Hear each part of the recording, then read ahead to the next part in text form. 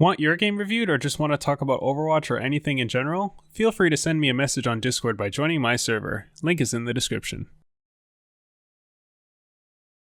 Welcome to Back to the Basics, a series where I go over how to play heroes in Overwatch, going over all the basics as well as the techniques so that you can improve your play. In this episode, we're going to be going over Zenyatta. Now, even though Zenyatta is classified as a support, he's a very strong character in terms of damage output. He provides support for his team through the use of Harmony Orb and Discord Orb, slowly healing his allies while causing enemies to take increased damage. When things are looking bad for his team, whether enemies are using their ultimates, whether enemies are looking to engage, or multiple members of his team are in need of healing, he can provide a big burst of AoE healing for a few seconds to put the fight back in his favor. From looking at Zenyatta's kit, you can easily list out some pros and cons.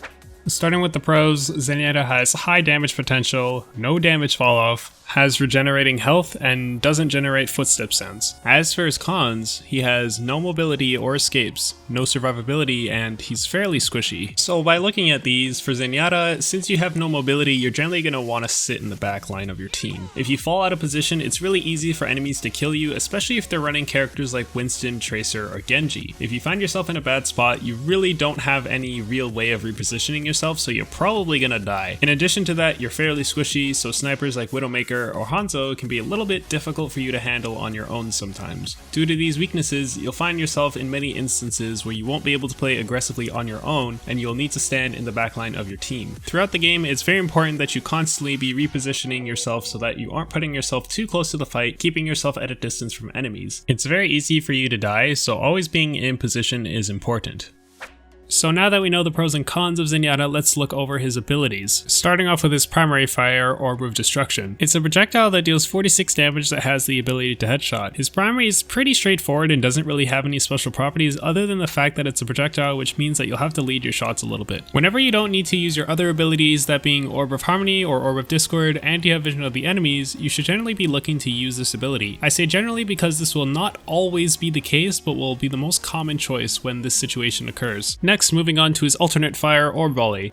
While this ability is held down, Zenyatta will charge up, storing up multiple orbs to project in rapid succession. You can think of it like Orb of Destruction, but in a more rapid fire style. While you charge up, orbs are individually stored, and you can let go at any time to release the orbs. The longer you wait, the more orbs are stored up to a cap of 5 orbs. Typically, you'll want to use this to ramp up damage as you're coming around a corner. When enemies aren't visible, you can use this time to charge up your volleys so that when you do see them, you can begin firing at them with a burst of damage. Using volley like this can be seen as a more effective way to start a fight, as you're able to dish out more damage. When enemies aren't visible, you won't be shooting targets with your primary fire anyways, so charging up your volley is a good way to output some upfront damage when you're about to peek a corner where enemies are likely to be. Doing it like this will also mean that you expose yourself to enemies less, keeping you safer since you only have to peek the enemies when you're actually planning to shoot your volley, rather than while you're charging. Charging up your volley while you're looking around behind you in case of flankers is also ideal since you won't be able to do anything else while you're checking for flankers anyways. Flankers like Tracer or Genji can be quickly eliminated if you happen to find one of them trying to sneak up on you. You can even melt tanks, believe it or not, with this ability if you manage to get a good amount of orbs on them with this. While you have this charging up, you're pretty much a threat to everyone, as there's potential for you to one-shot almost any character in the game. If not, then bring them to really low HP. Volley can also be used for stationary targets such as a Torbjorn turret, a Widowmaker, a Diva getting out of her mech, or a Bastion in sentry mode. Since it can be difficult to kill these targets with your primary fire at times, you can use Volley instead to completely burst down your target to prevent them from being able to heal or retreat when they're in danger. The amount of burst damage you project at them has potential to kill them before they can even react. In some cases, you can think of it similar to getting headshot by a Hanzo. Zenyatta's third ability is Orb of Harmony. It's defaulted to Shift. It's an orb which attaches to one ally at a time that heals them for 30 HP per second. In theory, because of how this ability works, you can keep the orb on a target forever. All that's required is that you have line of sight of the ally that you put your orb on, and it will pretty much just stay on them forever.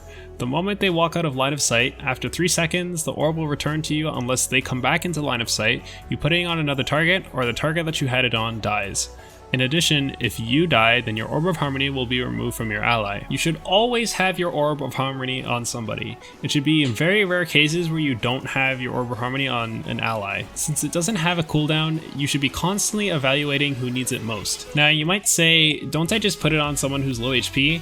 Well, there's a little bit more to it than that. For example, in a scenario where you have multiple teammates on low HP, you'll likely want to give it to either the squishiest target or the one without sustain. In some instances, this may not be the case, but this is generally what you're going to want to look to do. Something else to consider is that you don't need to top off your teammates completely. It's almost always better to heal someone who's about to die, saving them, rather than topping off another teammate who's at a safe amount of HP. Other uses for this ability also include putting it on someone who's about to use their ulti, such as an ally, Genji, or soldier. When they're about to use their ulti, they become bigger threats to the enemy, which means that their chances of being focused increases. Putting the orb on them in this case gives them a little bit more durability, as your orb will heal them as soon as they start taking damage, allowing your teammates to put out more pressure on the enemy. One thing to note is that because of the small travel time of Harmony Orb, it means that your ability to immediately heal people isn't that effective. A low HP target that needs immediate healing is a little bit difficult for Zen sometimes to keep alive due to the travel time the orb has. Zenyatta's next ability, Orb of Discord, is defaulted to Eek. Orb of Discord functions fairly similar to how Orb of Harmony does. The line of sight circumstances and the duration also apply to Orb of Discord. There are slight differences when it comes to how it functions though. First off, the effect is different. Orb of Discord, instead of applying to allies, applies to enemies. It debuffs them, amplifying the amount of damage they take by 30% as long as the orb remains on them. In addition, while the Orb of Discord is on them, Zenyatta can tell the enemy's position after losing vision of them, as the Orb of Discord indicator will give away their position. Only Zenyatta can see this. Having the vision is nice since you can pretty much pre-fire targets around corners, which gives you an upper hand in some cases. In addition to this, since you can see the enemies via the Discord indicator, you can call out where enemies are for your team if they decide to try and hide or flank. Note that some abilities will actually remove the Orb of Discord. Abilities such as Zarya's Bubble,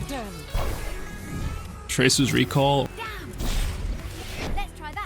or Mei's Cryo Freeze will take off the Discord, so you'll have to reapply it to them. In theory, it's best to put your Discord orb on enemies that have high potential of taking damage. Generally, frontline heroes or heroes without mobility are viable targets most of the time. If you have a more organized team, you can Discord targets that are being focused by your entire team so that you can melt targets faster and move on to the next target. Discord orb also allows you to 1v1 characters pretty effectively. Even though Zenyatta is classified as a support, he still outputs a ton of damage and can stand on his own against characters like Tracer and Genji. These matchups are generally unfavorable for you, but still manageable if you have the aim provided to actually hit these small, fast-moving targets. Zenyatta's final ability, which is his ultimate, is Transcendence. When activated, Zenyatta for 6 seconds creates an AoE field which heals allies for 300 HP per second. During this time, Zenyatta cannot attack and is immune and has increased movement speed. Something to note is that he can still be affected by CC though. Things like Reinhardt's charge can still push him back and Roadhog's hook can still pull him forward. At first glance, this ability is just used to heal your teammates when they're under fire, but it can also be used to negate abilities such as Genji's Dragon Blade or Soldier's Tactical Visor. A mistake you'll want to avoid is holding on to your Transcendence only for when enemies are using their ultimates. When you find yourself in a scenario where multiple allies need healing while you're fighting, it's ideal for you to use your ultimate so that you can give your team the healing they need so that they can win the fight. Something to note is that while this heals for a massive amount, it won't protect people against burst, so Transcendence isn't great against combos such as the Zarya Graviton plus Tracer Pulse Bomb. You'll stay alive since you're invulnerable, but the rest of your team will still die. Generally, you'll find that Transcendence is used to counter abilities, prevent yourself from dying, or to start a push with your team. All of these will be used at different times, so you'll have to experience a little bit of what it's like to use Transcendence so that you can get used to knowing when to use it. With all of that in mind, your job as Zenyatta is to be constantly buffing your allies and debuffing your enemies. Throughout a match, you'll be constantly swapping between buffing your allies and debuffing enemies, making sure that you're putting orbs on the right targets while keeping yourself at a distance from big threats. Unlike other supports, Zenyatta spends more time attacking enemies directly as his orbs don't require him to stop shooting. This, along with his ability to discord enemies, is what allows him to deal so much damage. Even though Zenyatta is really strong, sometimes it isn't the right choice for you to pick him, and there are some characters that you should watch out for. The three biggest counters, in my opinion, for Zenyatta are Sombra, Tracer, and Winston. First, with Sombra, the fact that she can get behind you without being detected can somewhat be a problem for you.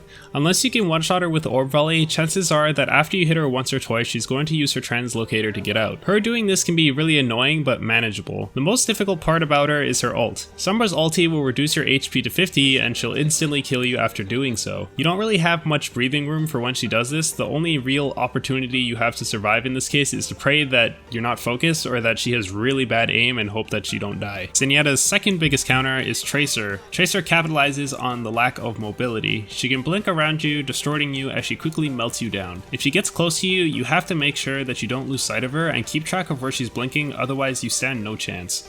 Surprisingly, you can stand a fair chance against her if you have a fair amount of mechanical skill. She's fairly squishy and will go down easy to an orb volley or a headshot plus body shot if you put Discord Orb on her. Zenyatta's third biggest counter is Winston. Winston will give you trouble if you don't position yourself properly. It's very difficult for you to outmatch a Winston if he's able to directly jump onto you. The fact that you have no mobility means that you have no way of really getting away from him, and due to his high health pool, it's unlikely that you'll be able to kill him on your own if he closes the gap on you. Your best bet is to Discord him and deal as much damage to him as you can while maintaining your distance, staying out of reach. If you already know that he's used his jump pack, you can attack him more aggressively, but it can be a little bit risky to do since his jump pack is on a fairly short cooldown. While Zenyatta doesn't counter characters directly, his ability to hold his own ground in duels makes him fairly good against most heroes in one way or another. Due to his high damage output, a lot of the times it comes down to the player's ability to land their orbs in dangerous situations in order to keep themselves alive. He can also be said to be good against tanks since his Discord Orb makes him squishier and puts pressure on them just by putting the Discord Orb on them. So that's it for this video. I would greatly appreciate some feedback on this kind of video. I will leave more information down in the description. I want to do other characters, and having feedback on this video would be very helpful for future ones. So thank you for watching, and I will see you guys in the next one.